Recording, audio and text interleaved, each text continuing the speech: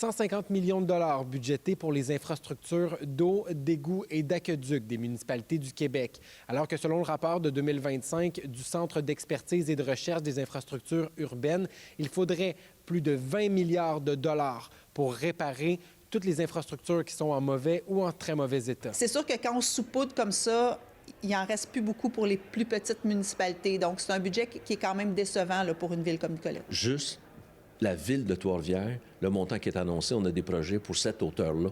Mais ça, c'est pour l'ensemble du Québec, là. On veut répondre à la crise d'abordabilité en logement. On sait qu'il y avait autour de 36 000 logements qui ne peuvent pas se construire actuellement au Québec, faute d'être capable de les desservir en eau ou en égout. Si moins de logements, on reste pris dans la crise d'habitation, on reste pris avec des taux très élevés au niveau des logements.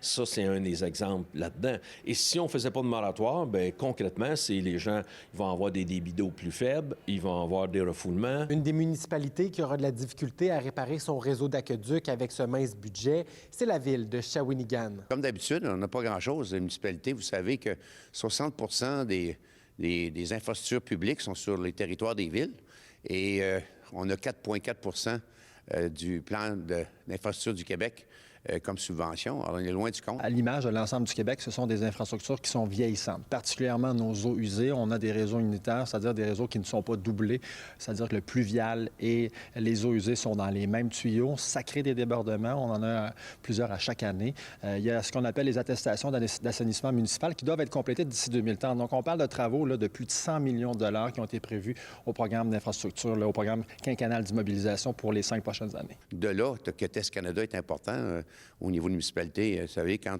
je dis toujours, si vous attendez le Messie, vous allez attendre longtemps. Si vous espérez que le gouvernement va vous donner l'argent nécessaire pour reprendre le dessus, pensez-y longtemps, parce que depuis 1994 que je fais de la politique, puis depuis 1994, c'est comme ça. On ne peut pas régler la crise du logement si on n'a pas d'infrastructure pour construire ces logements-là. Alors, c'est quand même un peu décevant de voir que le gouvernement du Québec décide d'investir moins. C'est un peu comme si on ne reconnaissait pas cette crise du logement-là ou qu'on pensait que ça va se régler tout seul. Ça ne va pas se régler tout seul. Ça va se régler si tout le monde ensemble pousse dans la même direction. Les montants réservés pour les infrastructures sont divisés en 2 programmes. 120 millions sont réservés pour le programme d'amélioration et de construction des infrastructures municipales et 25 millions pour le programme d'infrastructures municipales d'eau, en plus des 5 millions dans le budget pour soutenir la gestion durable des infrastructures d'eau. À Shawinigan, Maxime Dany pour Nouveau Info.